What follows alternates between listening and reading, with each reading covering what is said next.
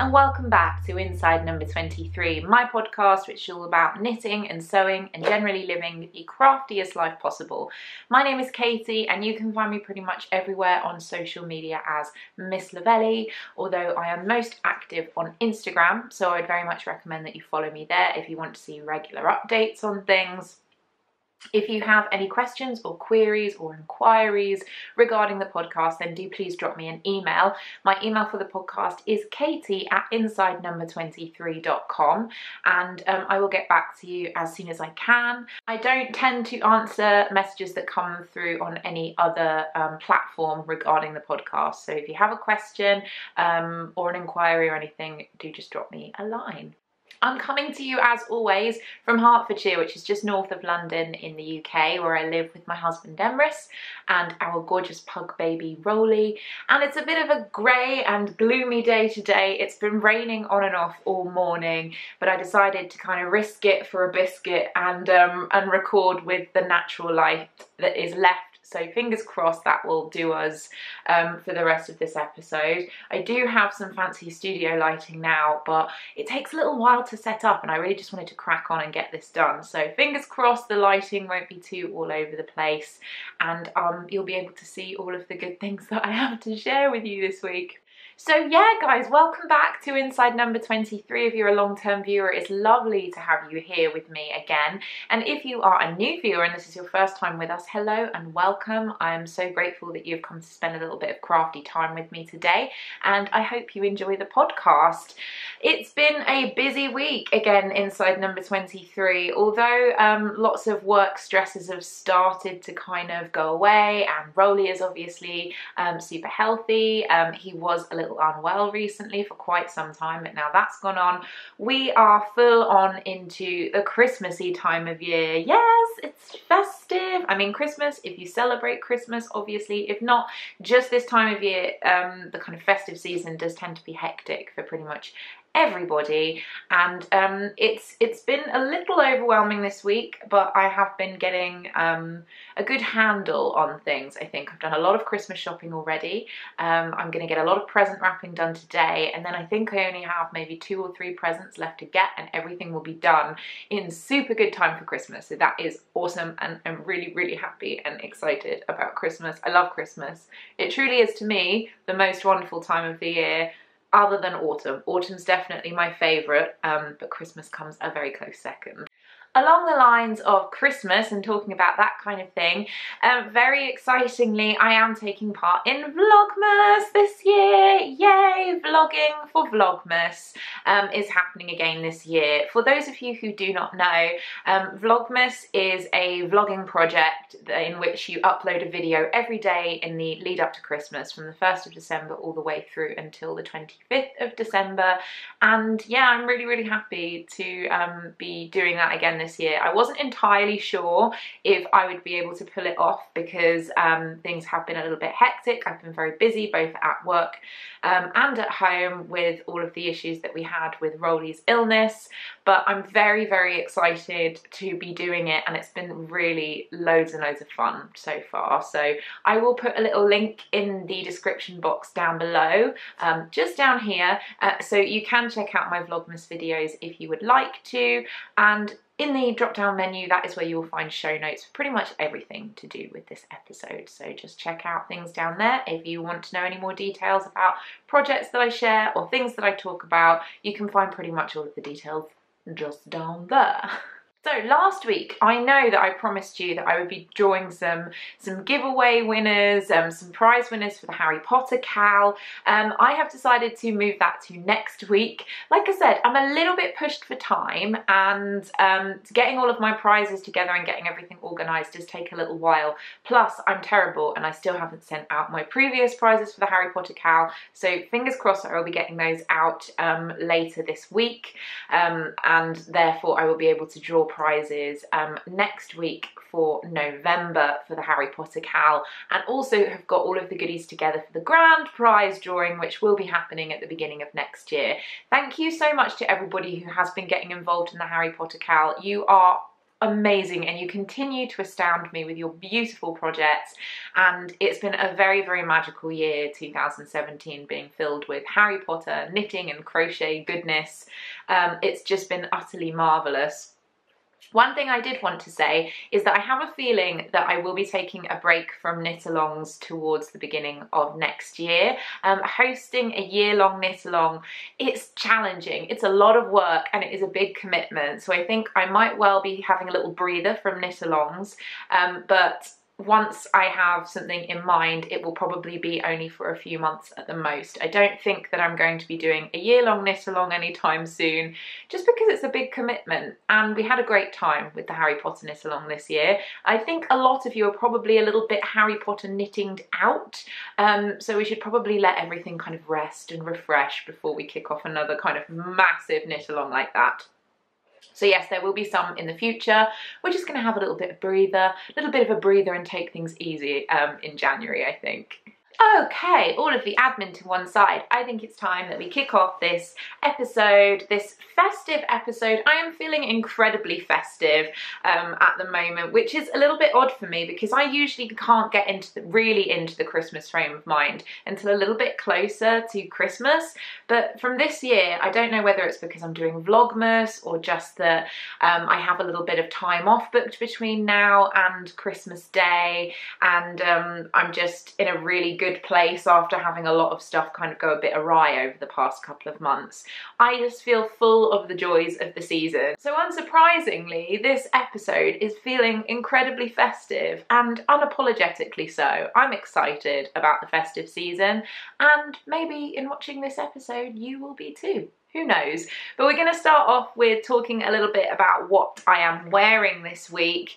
And yes, I have got one of my Christmas jumpers out. Now this jumper, to be perfectly honest, I call it a Christmas jumper, but I don't really see it as a Christmas jumper because it's not a particularly festive design. It's just a Fair Isle yoked sweater that is in kind of Christmassy colours because it has the red and the white, and then the main colour is this really fun kind of aqua type blue-green. And yeah, a lot of you probably new viewers of the podcast may not have seen this project before, because I actually finished knitting on this sweater before I started podcasting, so it is a little bit of an older project, and to be honest it only tends to come out at Christmas anyway, or at least in December, because it's a DK weight sweater. It's really, really squidgy and warm, and I only really wear it when it gets a little bit colder. So yeah, to be perfectly honest, December and January, this gets its outing. But for those of you who have been with the podcast for many a year, you may remember this sweater because I think I actually shared it with you guys in the very, very first episode of my podcast, which is kind of crazy and amazing. So thanks if you've been with me since the very beginning, or if you have gone back and watched my back catalogue. I can only apologise for the quality of my first ever episodes, but you will therefore have seen this sweater before. But for those of you who haven't, a little bit of history about this sweater, I guess, before we move on to the real knitting here and now of this podcast. I actually bought the pattern for this sweater from a charity shop, and it was a really old battered paper pattern, and I think I paid about 50p for it, but I fell in love with this massive colourwork yoke. I'm gonna pop up off my seat just to show you this yoke a little bit closer. But yes, it is beautiful and colourful and very festive, and it's also really nice and squidgy. I really, really love how this project turned out. It makes me very happy. I really, really enjoy wearing this sweater, and it always gets a lot of comments and compliments when I wear it as well, which is nice when you wear something that you've made that other people also seem to appreciate. But unfortunately, I can't give you the details of the pattern that I used, because at some point during moving house and tidying things away and organising, for some reason this pattern seems to have become lost. I think I did that kind of tale as old as time, when you think that you're putting something in a safe place and you end up just completely losing track of where it is. So I can't give you the details of this pattern, but it was, I think, a 1980s kind of paper serger pattern. Very battered, very old, falling apart, but I'm very happy that I managed to knit this sweater out of it before I lost said pattern. Also, in terms of yarn, this is made out of serder. Do you say serder or serder or I'm going to go with serder. I'm terrible with the pronunciations of these types of things, as you all know if you've been with me for a while, but it's actually made with, I think the yarn was called Snuggly DK. And the reason that I went for this rather interesting kind of aqua teal colour for the main body of the sweater is that I think that this yarn is very much designed for baby garments. Therefore, the range of colours was very much in the pastel kind of area. And this was the least kind of insipid colour, I guess, but I'm really happy with how it turned out. It's a lovely thing to wear because it was made with yarn that I do think the majority of it is acrylic. I think it's a wool acrylic blend, but it's so soft and squidgy and snuggly. But I don't worry too much about wearing it or kind of just dossing about in it at home, because it wasn't a very expensive project, and I just really like it. This proves to me that although I can be frankly a little bit of a yarn snob, and I can be very particular with what yarn I use for particular projects, something like this still has the ability to make my heart very happy. So yeah, that's what I'm wearing this week. My lovely snuggly Fair Isle sweater, and big thumbs up for that. Moving on to what's on my needles this week. I've had a bit of a strange week this week. I think it's because it's a couple of different things. It's very much being in the festive frame of mind. I had the absolute joy of being gifted an advent calendar from two of my dear friends, Amy and Nikki. We decided that we were going to give each other advent calendars of yarn this year. And rather than each one of us making a selection of 24 mini skeins and giving it to one of the other people in our little threesome, we each prepared 12 mini skeins and gave them to the other two, which means that each of us have an advent calendar that was made for them by the other two friends. So it's a really lovely idea, and I was so excited to open my advent calendar, my yarn advent calendar. It's brought a lot of joy to every morning of Advent so far, and it just brings me a lot of happiness, makes my heart swell hugely for the love that I have for these two beautiful women. But it has kind of had a bit of a negative effect on my crafting. Well, not negative, it's just that all of my attention has gone from all of the projects that were on my needles into my Advent knitting project. Now, the three of us had a little chat about what we might want to use our Advent calendars for. Mini skeins can be used in all kinds of different projects. So I think I was considering knitting them into my Cozy Memories blanket.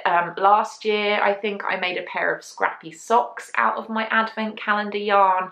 But this year, I really wanted to start a brand new project. I wanted a bit of a palette cleanser after all of the negative stuff that's been flying around in my life, with being so busy and being very run down, and obviously Rolly being unwell, and I wanted something that was new and fresh and exciting and that would make me really happy. And the obvious thing was for me to cast on a crochet granny stripe blanket.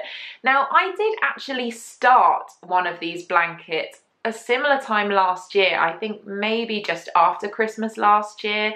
I'd been given a really beautiful Christmas mini skein from Tracy of Nora George. She sent it to me as a gift, and I thought, I'm gonna start this crochet granny stripe blanket with this beautiful skein of yarn. And I did the kind of mistake of creating a huge chain of crochet to start a granny stripe blanket, and then being utterly disgusted with how difficult it was to then work into this chain. And I created what I affectionately named my crochet tapeworm at that point. If you look back through my back catalogue of podcast episodes, you will see one called the crochet tapeworm, I think. And it never developed any more than that, my poor sad little crochet granny stripe blanket. It just remained very small and sad looking. But I decided this year that I would use all of these beautiful minis given to me by my friends to develop that granny stripe blanket, and little did I know that I would fall headfirst down the crochet rabbit hole, and that this project would become, that's just my crochet hook falling on the floor, that this project would become my entire world and the only thing that I would really want to work on for the better part of a week. And it is a lot more than a tapeworm now. I would go so far as to say it's more of a crochet python. I'm really happy with it, and here it is. I'm going to share it with you kind of in sections. So this is my crochet granny stripe blanket so far. Oh my goodness, it looks even better on camera than it does in real life. I love it, I love it, I love it. Going along. It's very big. It's really lovely and long, and I just adore it. Now, the beady-eyed amongst you are probably going to notice that there are a lot more scraps of yarn in this blanket than there have been days in Advent so far. And that is because every single one of my Advent skeins has gone into this blanket on the day that I open them. I've been very good about setting a little bit of time aside every day to make sure that I pop in the newest skein, and it makes me really happy to do that. But because my addiction to this blanket has been so strong, I've also been adding in my own yarn scraps from projects that have just tiny little bits of yarn left over. The lovely thing about the crochet granny stripe blanket is even if you just have a tiny little mini skein that's, you know, less than 5 grams of yarn left, which, to be honest, that's the smallest amount that I will give to another person is 5 grams, because if you get any smaller than that, you're talking something absolutely microscopic. But even just little yarn scraps can be crocheted into here. For example, I've got some singles yarn from Kristen of Vuelenvine Yarns that I used for her Oracle shawl that I had tiny little amounts of left, and that's all gone in here. Also a lot of the scraps that I had left over from making my advent calendars for Nikki and Amy have also gone in here. For example, this little green stripe, which is just beautiful. I love that kind of pop of lime green in there, is left over from a pair of socks that I knit out of Kate Celine yarn. My goodness, I couldn't remember whose yarn it was then. Yes, Kate Celine's yarn. And I only had about 5 grams left for myself, but that went in as a little mini stripe. And so I'm really using up a lot of my own yarn scraps as well as using all of the minis that I have been gifted by my dear friends. And it's just addictive. I've taken this with me on the train to work and worked on it. I've sat in various places in public and just crocheted away on it. And it's a bit of a big project to do that, but I really don't care. It does roll up quite small and compact, and I just pop it in the top of my backpack, and then I'll kind of unzip the backpack and pull a little bit out and pop a little bit of crochet on it, and it's just making me incredibly happy. I cannot wait for this to continue and grow and just add to it. It really is a blanket that's full of love, and each one of the minis that I've put into here is really special because it's either come from a project that I've really loved doing, or it's come from friends whom I absolutely adore. So yes, this This has been the project that has distracted me from all other projects. It is the be-all and end-all of crafting as far as I'm concerned at the moment. It's all I want to work on. It's what I reach for the second that I sit down in front of the TV. I crochet on it in bed. Like I said, I take it on the train. I've put a couple of little bits on it on my lunch break at work. And right now, I do think that the most important... Just dropped my crochet hook again, you guys. I'm an absolute mess. But the most important thing is to just do what makes me happy and what brings me joy. It's what I always say. There's no point in beating yourself up about working on a project that brings you joy, even if it does mean that you have a little bit less material for your podcast, because all you've been doing is crocheting on a granny stripe blanket. But it is perfect for this time of year. It's filling me with festive cheer, and that rhymes, so it must be true. And I love it. I love it so much. And I can't wait to just keep adding to it day after day after day. I just want to actually show you my advent calendar box. This is this beautiful kind of hat box that Nikki gave me all of her mini skeins in. Amy gave me hers in a little bag, but as I've kind of depleted the skeins somewhat, I've popped them all into the one little box. And how lovely is this? I mean, why wouldn't you want to open this up every day and pull out a lovely little treat? I mean, that is just, it's just glorious, and I'm so happy with it. Just filling me with joy. In terms of the logistics about my granny stripe blanket, the pattern that I use is the Attic 24 free pattern, which I'll link to in my show notes down below. It's very, very simple to follow, and once you've done it a couple of times, you don't need to look at the pattern at all. You can literally just kind of crochet as and when you like. A couple of people have asked me how many stitches that I actually kind of cast on. Do you say cast on with crochet? I think you do. I'm a very novice crocheter, which means I'm not particularly well versed in the lingo, and every time I see that I need a particular stitch, so for example I think this was a treble stitch used for this pattern, I had to look it up on YouTube, and I can't remember off the top of my head how to do things with crochet like I do with knitting. But in terms of how many stitches I started with, I believe it was around about either 200 or 250, but to be honest, what I did was I crocheted as long as the width of our bed. I don't even know if I will use it for our bed when it's finished, because we do have lots of kind of things that go on our bed already, but I thought that was a good way to start, so I literally just kind of hooked and hooked and hooked a really long chain that basically was the length of our bed and just went from there. So I'm afraid I can't give you a proper number, but that's the way I went about things. And I've also purchased a new hook from Clover for this project. It's got this lovely squishy ergonomic handle. I think that a lot of people have this, and I use a 3.5mm hook, and it's really, really lovely. This is so much nicer to use than the all metal hook that I was using before, and I just love it. It's really kind of squidgy and pleasing to the touch. It makes me very happy.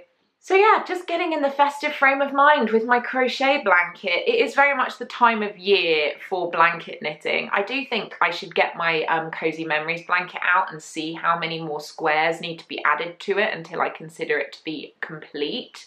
That would be good to get a whole blanket kind of off the needles, as it were. But for now, I'm just really, really happy to hook away on my crochet blanket. Many a time I've had a little giggle on the train where I've been working on my granny stripe blanket and thinking, I'm hooking on the train. Which is silly, I know. But yeah, I'm afraid all of my other projects have kind of gone by the wayside a little bit, because this has stolen my heart completely and utterly. And why wouldn't it? I have now completely blocked my Kerrytown pullover, but I still haven't had the opportunity to mattress stitch up the side seams. Fingers crossed, if I can get a wiggle on with editing of this podcast, I will be doing that this evening, which is incredibly exciting. So I may well have a completed, finished object to share with you next week. You never know. But right now, all I want to do is focus on the festive time of year and feeling Christmassy and using that as the impetus for my craft, which is why I think that the granny stripe blanket has had so much love, because it just feels like the epitome of Christmas joy, all crocheted into this blanket. So I don't really have any other works in progress to share with you. What I do have is a bit of a crazy idea for a project that I really would like to get cast on as soon as possible. If I can. I really don't know if I'll be able to or not. I will be pushing myself, and let me kind of elaborate as to exactly what I'm talking about. So I do have a fair number of Christmas jumpers, this one included. So I have this one. I also have my Weasley jumper with a K on it, which I consider to be a Christmas jumper. I have my Susan Crawford Christmas jumper that I made from A Stitch in Time Volume 2, which has lots of little reindeer on it. It's beautiful. That is definitely the most Christmassy jumper that I've ever knit. And I even have a couple of shop bought Christmas jumpers that have been gifted to me over the years.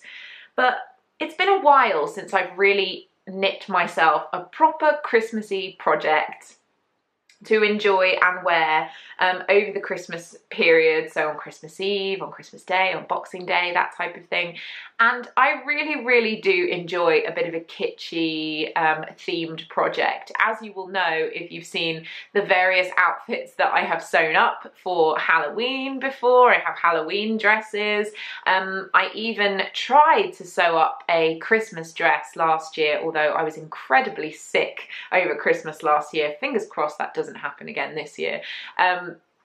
But there was basically this kind of hole in my heart that was longing for a more Christmassy project, and then something amazing happened. One of my favourite knitwear designers of all time, as you will know if you've been a long-term viewer of this podcast, is Andi Satterlund. I adore Andi Satterlund and everything that she does in terms of her designs. The reason that I love her so much, I think, is that she has a real vintage flair to her designing, which very, very much appeals to me. But also she creates these beautiful, kind of feminine, intricate patterned designs, a lot of the time in much heavier weight yarns, so in worsted weight or DK weight. So you really can knit something beautiful, but it doesn't take very long because you're dealing with a much heavier weight of yarn than, say, if you were making a fingering weight sweater. I've actually knit 3 of her different sweaters over the years. I've knit her Chuck sweater, the Blaster cardigan, and the Wainthrop cardigan, and I love all of them. Now that it's a little bit colder, the Wainthrop will definitely be getting an airing soon, and I've already been getting my Blaster cardigan and my Chuck sweater out since it's been getting cooler. And I adore her. Earlier this year, I actually hosted my own little Andi Satterlund, a knit along for all of Andi Satterlund's designs. And I know that a lot of you got involved with that and therefore I think are also very, very big fans of what Andi does. And she creates beautiful designs all the time. I'm always kind of adding her designs to my queue. I think she's incredible. And very recently, she released a pattern which can only be described as the epitome of Christmas kitsch. It is amazing. I'm going to butcher the name. I believe it's called Julgran. Probably wrong, apologies if so, but it is a Christmas sweater which features a Christmas tree design on the front in a kind of textured pattern. So it's not colour work, it's all done through yarn manipulation, but it has a Christmas tree on it. And when I saw this, I thought, oh my goodness, that's adorable. And then I saw the version which also is covered in little baubles, which you can do if you really just want to be, you know, completely lacking in subtlety, which obviously I do. And I completely lost my heart to it. I thought it was absolutely beautiful. And as if things couldn't get any better than just having this sweater in the world, because it's wonderful. Pretty soon after the release, Andi actually sent me a message and gifted me a copy of her beautiful sweater pattern on Ravelry to say thank you for me kind of sharing her patterns on this podcast, which, to be perfectly honest, is an utter joy and a privilege and a pleasure, and I will go on shouting her name from the rooftops forever indefinitely because I think she is incredible. But to have a designer that I admire so much showing that kind of appreciation back was just an absolutely wonderful gesture. And I don't know if you watch Andi, but if you do, thank you. You're amazing. And how could I not want to knit this sweater for Christmas? Now, I obviously have a little bit of a problem. It's not long until Christmas. I'm very busy. I've got other things to do. But I still want to give it a try, you guys. I really, really want this sweater in time for Christmas, and I want to be able to wear it, which means I'm okay with the fact that all of my projects that I've been working on up till now have gone by the wayside, like I said, because how about I spend all of my time up to Christmas crocheting my granny stripe blanket, which I absolutely love, and just putting loads and loads of work onto a Christmas jumper, a relatively simple one that's all done in one colour, that's done in worsted weight yarn, and see whether or not I can have a jumper in time for Christmas. I'm pretty confident that I will be able to do it, and yeah, I might be a bit crazy. I do tend to put these ridiculous amounts of pressure on myself regarding making around the festive season.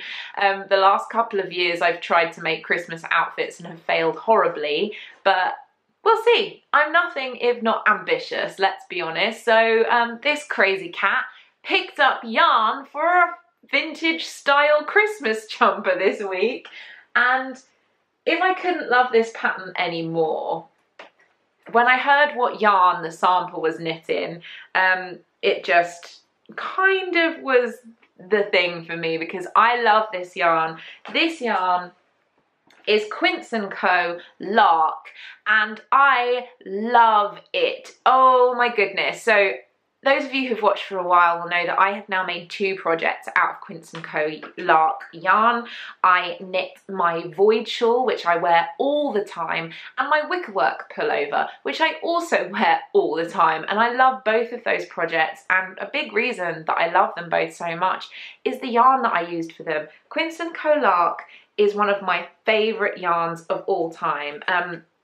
It's just beautiful. It is 100% American wool. It's worsted weight, it's squidgy, it's scrumptious, and I went for the colour Parsley, which I think is just amazing. Look at this green. I mean, this green, I think it suits me. As a redhead, green is kind of my colour, and it's kind of just a very happy medium between a grass green and a forest green, and it's amazing. I love it. I think it will look perfect with red lipstick, and if I can get this finished in time for Christmas, I'm going to be one happy bunny. This is going to be amazing. Now, I have all of this yarn.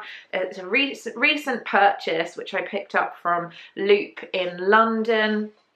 I actually have a loyalty card with them because they are technically my local yarn store, even though I don't actually live in London, and I do tend to buy the majority of my yarn from them. And because of the amount of yarn that I've bought, I had a full loyalty card, so I got 15% off this purchase. So I thought, why not invest in some absolutely gorgeous yarn for a Christmas jumper? So that's happening. This evening, I promise you guys, I'm going to swatch for this sweater, and I'm going to block my swatch overnight so that tomorrow I can cast on, and I think I can do it. What do you think? Hashtag crazy Christmas jumper challenge, I think, would be appropriate. But I'm excited about it, I'm happy about it, and it's just nice. I feel so, I know I keep banging on about it, but I do feel really festive and just want to get in the right frame of mind for Christmas. And working on a project like this, I think, is just going to make my heart very, very, very happy. So that's what I'm going to do. I'm nuts, I know. That's everything that I have for crafty content this week, you guys. I haven't been able to get any sewing done because I've been so busy with other things. There are a lot of sewing projects that I want to get done, as is always the way, and I'm hoping that over the next couple of weeks, because I do have, like I said, a couple of cheeky little holidays have snuck in there at the last minute, that I will be able to get some sewing done, which would just be absolutely amazing, because I just feel like a fountain of inspiration right now. These project ideas are kind of pouring out of me, particularly ones for sewing.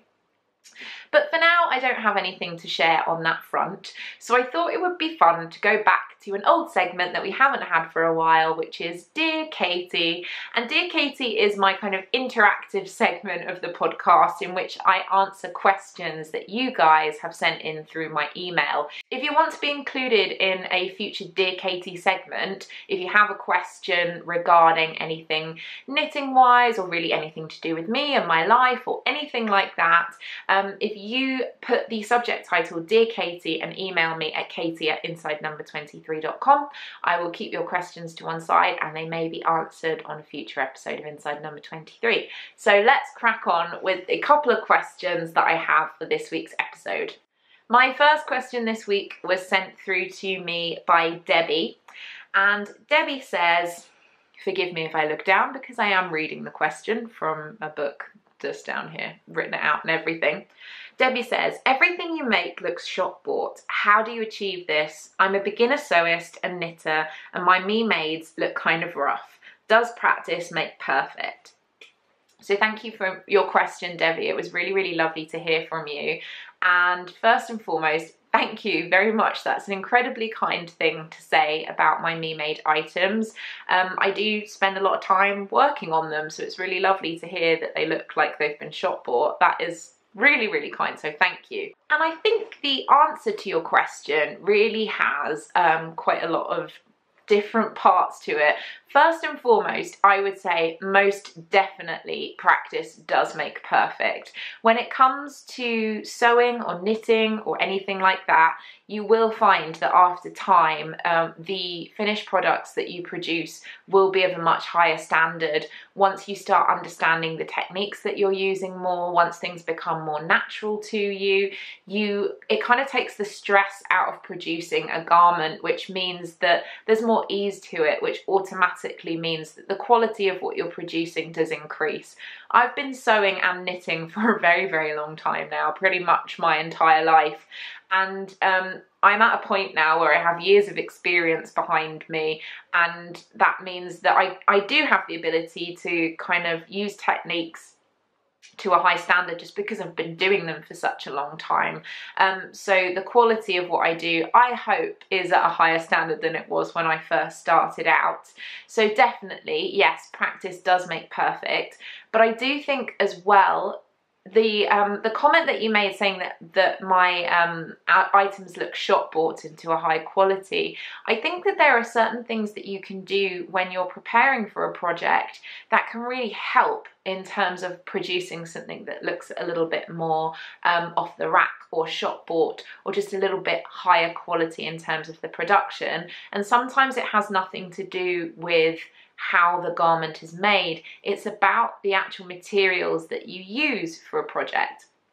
Because I don't know about you, sometimes I will knit something and I know that the combination of kind of pattern and yarn choices that I've made is automatically going to look like it's handcrafted and me made. There's just something very handmade in the overall look of the garment that I'm doing.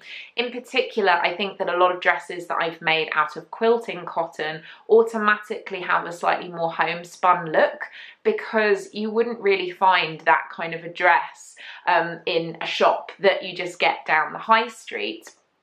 However, I know some people who make garments that always look like they've just been bought from a shop because of clever choices of fabric, because of clever choices of patterns, and by kind of following trends that are currently out in the shops. For example, I think skinny jeans are very, very in at the moment, and I know I do want to make the ginger jeans by are they by Closet Case? I think they are, I can't remember, I'm sorry, but by making a pair of skinny jeans in a dark denim, that will automatically not necessarily look like something that's handmade, because it is something that you can buy from a shop. So I think if you really want something that looks very much like it's come from a store rather than handmade, you can just think a little more about what materials you're using, what colour scheme you're using, what shapes you're creating, to see something that's maybe slightly more on trend rather than something that is just very pretty but may have more of a homespun edge to it. And I don't think there's anything wrong with either of those things. It was just the language that you use specifying that it looks like they come from a shop specifically that made me think that that might be something worthwhile looking into. So yeah, I hope that that's helpful, and again, thank you so much for your question. It was lovely to hear from you. The other question that I'm going to be answering today was sent to me by Dana. So hi Dana, thank you so much for getting in touch. And Dana's question is, the thing that really made me fall for your podcast is your Fair Isle yoke jumper by Susan Crawford, which I believe you were wearing on your very first episode. I've been in love with that sweater for years, and I do love vintage knitting myself. I would like to knit the sweater for myself this year as a little treat. My question is, what yarn did you use and do you recommend it? I believe the pattern originally called for Jameson, which I've never used, but I've just discovered that it's available to order in Canada. Do you still get bitten by the vintage knitting bug? All the best, Dana. Thank you, Dana. I think in terms of whether I'm still kind of bitten by the vintage knitting bug, I've answered in the fact that I've been raving about Andi Satterlund and her vintage style. Vintage knitting is amazing, and I love working from older patterns. This jumper was knit from an older pattern. I'm a huge fan of Susan Crawford and all of her collections. I own, I think, pretty much every book that she's ever published, and I am incredibly excited about her book of Shetland vintage knits that will be coming out, fingers crossed, sometime soon. It looks like it's going to be amazing. So yes, I do still very, very much love knitting vintage patterns. I do not do it very much anymore, but when I first got back into knitting, particularly at the beginning of this podcast, I was knitting a lot from actual knitting patterns from the 40s and 50s, which is a learning curve, a pretty steep learning curve, but it's very, very fun. But the project that you asked about specifically is actually this one. Oh, isn't it cute? I do not wear this sweater as much as I used to, and one of the reasons behind that, I would have to say, is the neckline. This is very much a 40s style sweater with a very high neck, goes right up to the neck, and it can feel a little bit tight. And having something quite tight around my neck is not necessarily my preference anymore. Plus, I don't really tend to dress in all-out 40s and 50s vintage styles any longer, as I did when I knit this jumper, but I still love it. And although I look at it now and I do see a lot of faults with it, because I was at a very different point in my knitting life when I knit this, I'm still really, really proud of it and very happy with how it turned out. It is beautiful, and if you're interested in doing a little bit of colour work, this is a really nice sweater to start off with, because it does have colour work along the yoke, but it's only a very small amount, and the rest of the sweater is in stockinette stitch. So it's a very forgiving bit of colour work if you do want to try your hand at it. Now, the yarn that I used for this project is the Jameson's yarn that was suggested in the pattern. I found out that I could get hold of Jameson's yarn very easily in the UK because it's produced here. I think it is it produced in Shetland?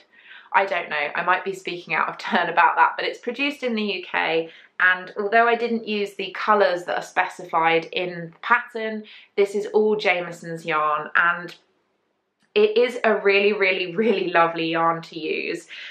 It's very forgiving for colour work, again, because it sticks to itself. It does have a bit of a grip. The one thing that I would say is it is a little bit irritating when it is directly next to the skin. The only area of this sweater that I really find irritating is, again, around the neck. this is quite a high, tight neckline, and so to have it directly against the skin of my neck, I do find I will kind of scratch a little bit the longer that I wear it. It doesn't make it unwearable for me because I'm quite used to having yarn and natural yarns against my skin. But if you at all have sensitive skin, you might want to use something that's slightly softer. This does soften up with wear and with washing, but it definitely doesn't have the soft snuggliness of a merino based yarn. So that's probably something to bear in mind.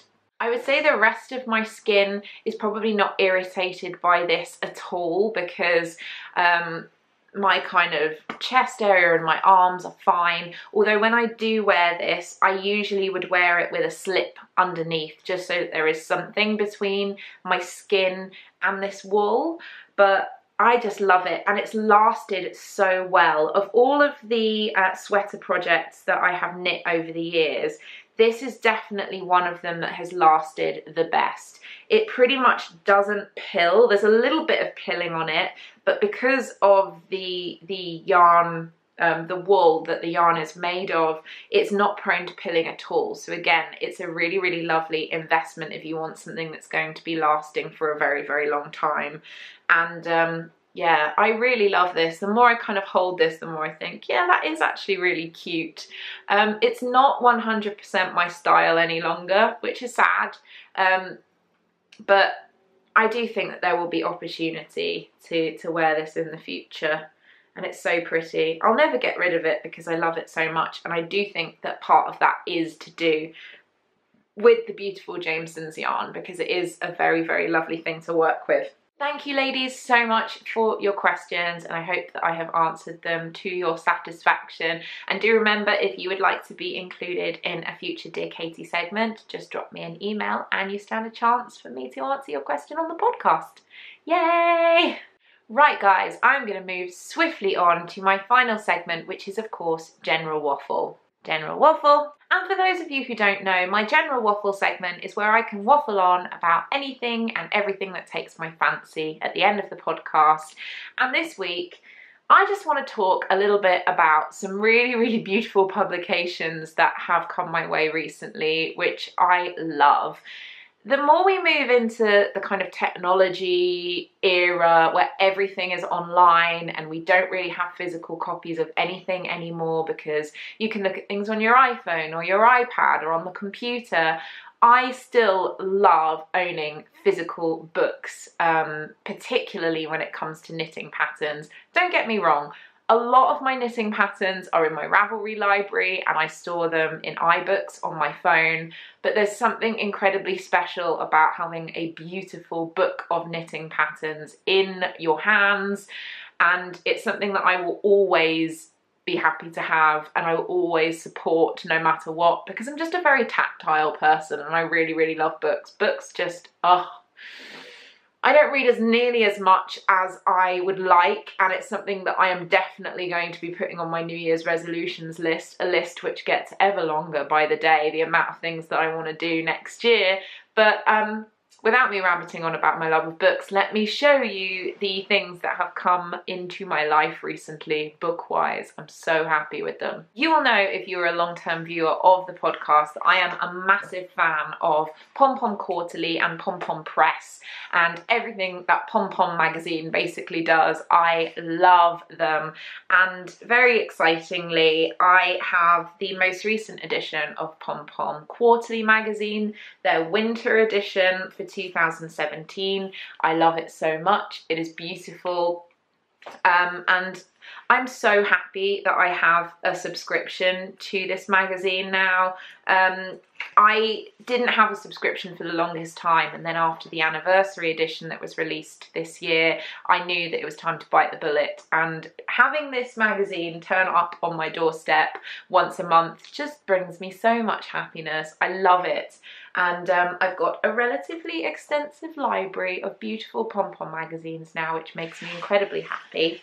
But the real pièce de résistance regarding kind of Pom Pom Quarterly and Pom Pom Press is this book, which I've been waiting for the longest time. It's Knitting Outside the Box by Bristol Ivy, and it's the first hardback book that Pom Pom Press, which is the press house of Pom Pom Quarterly, have published, and I cannot tell you how excited I am about this book.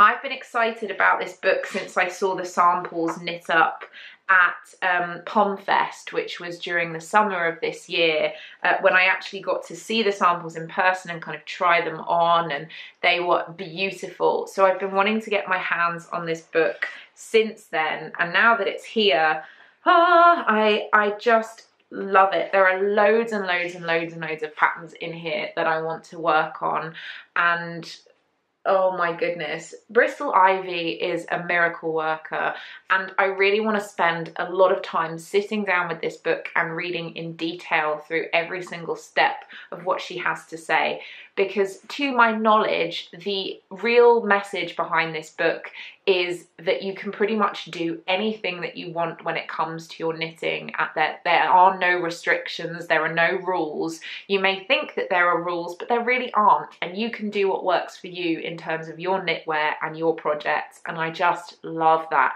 I love that that is the soul of this book, and although it has beautiful patterns in it, it's so much more than that, and I cannot wait to devour this book. I'll need to set aside an afternoon at least, I think, to just dive in and indulge in this book. Cup of coffee, plate of biscuits and this book, and I will be a very, very happy camper. The final bit of loveliness that has come my way recently with books, and knitting books in particular, is something that I've been waiting for a very, very long time. I talked about this publication on this podcast when it was first announced, when it was still just a gleam in the writer's eyes. It was a Kickstarter campaign, and oh my goodness, you guys supported it. I love it. I'm so excited about it, and it is, of course, Woods, a Making Stories collection, and oh my goodness, I am so happy to have this in my hot little hands. This was actually given to me as a gift by the lovely ladies of Making Stories. It was supposed to come my way at the Nottingham Yarn Expo. Unfortunately, I wasn't able to attend, so it was picked up by my dear friend Amy, who acted as my knitting book mule and sent this to me, and I am so happy that it's here. This book is something else. I've had a little flip through it. I do really want to sit and read it from cover to cover really properly, because it's incredibly special. It's full of gorgeous patterns, and when I say gorgeous, I mean stunning. I just want, I mean, pretty much every single pattern in here needs to be in my wardrobe. I'm not even gonna lie, they are incredible, but just the overall feel of it as a project is so special. It feels incredibly beautifully curated, and it's obvious that so much time and love and effort has been put into absolutely everything that's on here, and it's so exciting. I cannot even tell you. Like I said, I haven't really read through it properly yet, so I'm going to reserve my full review on it until a later date, but it's beautiful. I adore it. If you can get your hands on a copy, then you definitely should. It's just, I mean, it's big and gorgeous and scrumptious, and I love it. It even smells nice. It has that lovely new book smell. And yeah, I mean, how exciting is that to have all of these wonderful things ready to go for when I have an afternoon free. This afternoon that I'm going to have reading through these books and loving them and drinking coffee and eating biscuits is truly going to be a wonderful thing. But one thing that I did want to talk about regarding all of these books is something that I think is going to be a little bit of a change for the podcast. I mentioned very briefly that I'm thinking about New Year's resolutions and what I want to do in 2018, and I am thinking of doing a little bit of an overhaul with the format of the podcast. I'm incredibly happy with the way that things are, but it's important to me to keep things new, to keep things fresh, and to keep things interesting for everybody, including me filming this every week. And so I'm starting to realise that certain segments that I really, really love are having to fall by the wayside in order to make room for my regular content, because I don't like it when my podcast episodes go over about an hour, because your time is precious, and I don't want to assume that you have, you know, an hour and a half, 2 hours to spend watching me every week. And also things start feeling just a little bit kind of clogged when there's so much content in one episode, and I want to keep things feeling kind of fresh and interesting, and hopefully to leave you wanting more rather than to leave you completely overindulged in my podcast content.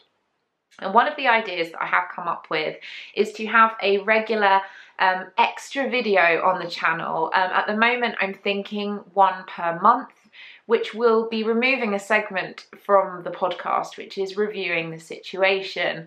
Mostly because I feel that when I review something, I want to be able to give it the proper amount of time. And in a podcast episode, I can really only give it about 5 minutes or so.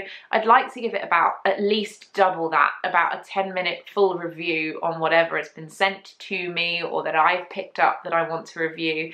And it's just important to me for that, one, to have the amount of space and time that that particular article or book or whatever deserves, and two, to not spend the entirety of a podcast episode reviewing something, because although I love reviews, I don't want that to be everything in a podcast. So I'm starting to have ideas about removing certain segments from the podcast and making additional videos to run alongside that will be kind of specials that will maybe happen once a month or so. And at the moment, reviewing the situation is definitely up there in terms of being one that I would like to try that with. So I wanted to float that idea out with you guys and see what your thoughts and feelings are. It's something that I'm quite excited about, and just creating different videos, trying different formats, trying different styles, I think is going to be really fun and interesting for me, and it will be lovely to grow this channel a little bit more, to develop things a little bit more, and yeah, I'm really excited about it, so I hope that you are too. But I would love to know what your thoughts are on that particular idea and that subject. There are going to be some more fun and interesting changes regarding the podcast in general, which I'm not going to talk about just yet because they're very much in their fetal stages just now. But obviously I will share them with you once they come to fruition. So yeah, I'm excited. I'm one of those people who does like New Year for new things, new ideas, and I'm very excited for what 2018 is going to bring for the podcast. So, yay! Basically, I think I shall be having some reviews up for these books probably in January. I might combine the two to do a kind of bumper reviewing the situation to start us off, or I might split them up. You never know. But basically, yes, reviews will be coming. I can't wait to read these books. I'm really happy. I'm excited. Everything's good. Yeah. That is everything from the podcast this week, you guys, and it's probably good because it's already starting to get dark outside and my light is going. So I'm going to say I hope you all have an incredible crafty week filled with knitting and sewing and all of that good stuff. And if you choose to indulge in the festive side of things, I really hope you enjoy that too. I fully intend to. But for now, from me to you, I just hope you have a wonderful week. I'm sending you all so much love, and I will see you again soon. Bye!